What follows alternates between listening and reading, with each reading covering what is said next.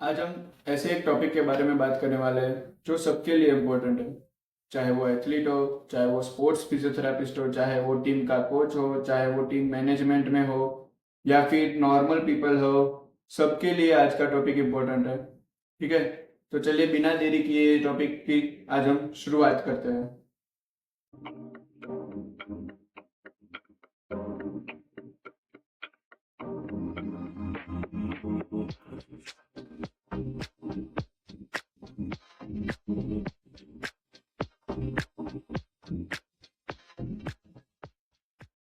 तो भाई ट्रैवलिंग तो सबको पसंद है। ठीक है, कभी कभी क्या होता है कि हम ट्रैवल करते हैं तो आपको थोड़ा सर घूमने जैसा लगता है।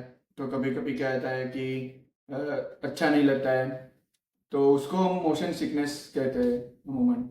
तो मोशन सिकनेस जो है वो नॉर्मल पीपल को भी होता है। ज़्यादा ऑक्सीजन लेवल कम होने से होता है, यानी कि माउंटेन्स में होता है, या फिर कहीं नॉर्मल रोड ट्रिप में भी मोशन सिकनेस होता है। ठीक है, अगर हम एथलीट की बात करें तो ट्रैवल हर एथलीट का एक हिस्सा है। ठीक है, वो चाहे टूर्नामेंट के लिए हो या फिर ट्रेनिंग कैंप के लिए हो या फिर इंटरनेशनल कंपटीशन के लिए हो।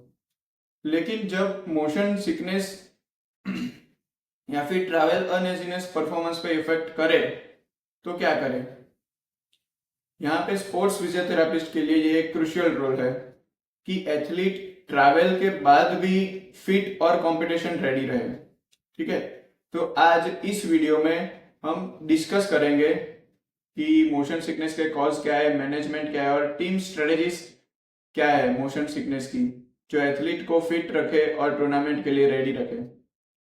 तो first we will understand that कि what is motion sickness. Okay, तो मोशन सिकनेस तब होता है जब दिमाग कंफ्यूज हो जाता है, क्योंकि आंखें और जो बॉडी के अलग अलग सिग्नल्स जो है इनर ईयर के, आइज के और बॉडी के जो अलग अलग जो सिग्नल्स बैलेंस के लिए जो होते हैं, वो अगर अफेक्ट करें तो मोशन सिकनेस होता है। इस वजह से बॉडी क्या रहता है, कंफ्यूजन में रहता है। ठीक है, और उसके सिम्टम्स है जैसे कि डेजीनेस है, उल्टी आना, या फिर पसीना आना और थकान थके हुए लगना। ठीक है, एथलीट के लिए ये सिर्फ ट्रैवल डिस्कम्फर्ट नहीं होता है, बल्कि उनकी बल्कि उनकी हाइड्रेशन, खाना खाना खाने की कैपेसिटी और रिकवरी प्रोसेस को भी ये क्या करता है, सीरियस डिस्टर्ब करता है। Are more expose to the motion sickness. Athlete के एथलीट को अक्सर लॉन्ग आवर्स के लिए ट्रैवल करना पड़ता है।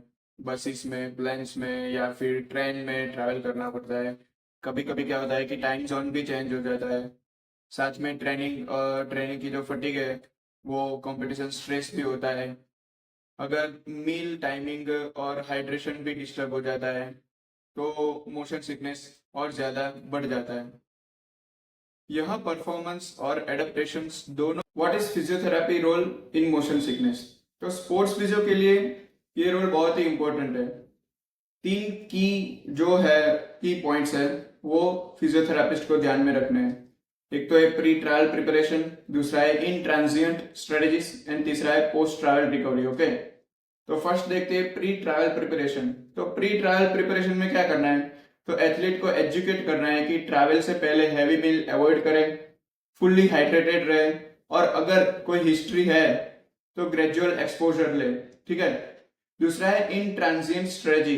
तो ये क्या है, तो जब हम ट्रैवल की जो जर्नी है उसमें क्या करें, तो प्लेन में विंग्स के पास बैठे, या फिर बस हो तो बस में फ्रंट रो में बैठे। ठीक है, फ्रंट रो में ट्रैवल करें तो क्या होगा उससे उससे जो है बाहर का एक्सपोजर लगेगा, तो उससे जो है वो मोशन सिकनेस कम हो सकती है। ठीक है, और उसके साथ साथ एक्यूप्रेशर बैंड जो आता है, रिस्ट में पहनने के लिए जो एक्यूप्रेशर बैंड आता है, वो भी साथ रखे। और उसके साथ साथ ब्रीदिंग टेक्निक्स जो है हमारी, जो यूज करते हैं, जो डायफ्रैग्मेटिक ब्रीदिंग है, डीप पर स्लिप ब्रीदिंग है, ये सब अगर ब्रीदिंग टेक्निक अगर यूज करें तो मोशन सिकनेस कम होने की चांसेस पूरे के पूरे। और तीसरा जो है वो पोस्ट ट्रैवल रिकवरी है। तो पोस्ट ट्रैवल रिकवरी में क्या करें, तो लाइट मोबिलिटी एक्सरसाइज करे, ड्रिल्स करे, वेस्टिबुलर एक्सरसाइज करे और उसके साथ साथ रिहाइड्रेशन एंड स्ट्रेचिंग रिहाइड्रेशन और स्ट्रेचिंग कंटिन्यू रखे, ठीक है। अगर जरूरत हो तो मेडिकल टीम टीम के साथ कोऑर्डिनेट कर सकते हैं और सिर्फ मेडिकेशन भी यूज कर सकते हैं, ठीक है। What is team level strategies for the motion sickness?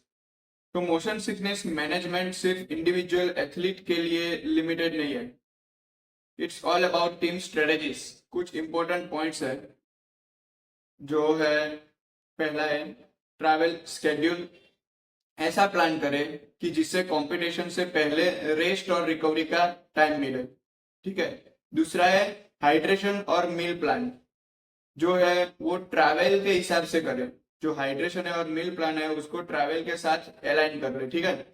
तीसरा है काम और लो स्टिमुलस ट्रैवल एनवायरनमेंट क्रिएट करे, ओके। जो काम है और लो स्टिमुलस ट्रैवल जो है उस एनवायरनमेंट को क्रिएट करे। तीसरा लास्ट है जो एथलीट ज्यादा ससेप्टेबल है उसको क्लोजली मॉनिटर करे, जिसको ज्यादा मोशन सिकनेस ऐसा होता है तो उसको क्लोजली मॉनिटर करे और बैकअप स्ट्रेटेजीज अपने साथ रखे, ठीक है। भाई ये सब तो हमने बोला कि what is the cause of the motion sickness, what is the symptoms and sign of the motion sickness. तो फिजियोथेरेपी मैनेजमेंट क्या है मोशन सिकनेस का? तो चलिए हम देखते हैं physiotherapy management for the motion sickness, okay. उसमें फर्स्ट है वेस्टिबुलर रिहेबिलिटेशन थेरेपी। तो ये है special exercise to train the inner ear and balance system, okay. Inner ear का जो फ्लूइड है और उसके साथ जो बैलेंस सिस्टम है उसके लिए एक स्पेशल एक्सरसाइज है, वो क्या है? तो it's include gaze stabilisation exercise. तो what is gaze stabilisation exercise? तो fixing the eyes on the point while moving the head, okay. Fix the eyes on one point, okay, while moving the head, okay. ठीक है, अलग अलग direction पे move करना है head को ऊपर, fixed point, okay. And second है balance training and gradual exposure to the motion related activity to improve the tolerance, okay. Second है habitual exercise. What is the habitual exercise? So habitual exercise repeated and controlled exposure to the movement or position that trigger the symptoms, okay. And it's help to brain to adapt and reduce the sensitivity over the time, okay. Breathing exercise and relaxation technique. मैंने आगे भी बोला कि deep breathing exercise उसको सिखाना है, deep diaphragmatic breathing उसको सिखाना है। तो deep diaphragmatic breathing to reduce the nausea and dizziness, okay, and help to manage anxiety which often worsen the motion sickness, okay. Next है post travel recovery strategies, okay. हमने तीन जो stages दिखे, pre travel, during travel and post travel, okay. तो post travel strategies क्या है? तो post travel gentle mobility drills exercise, यानी कि नेक एंड शोल्डर की एक्सरसाइज और trunk movement exercise, trunk movement exercise to ease the stiffness after the travel, okay.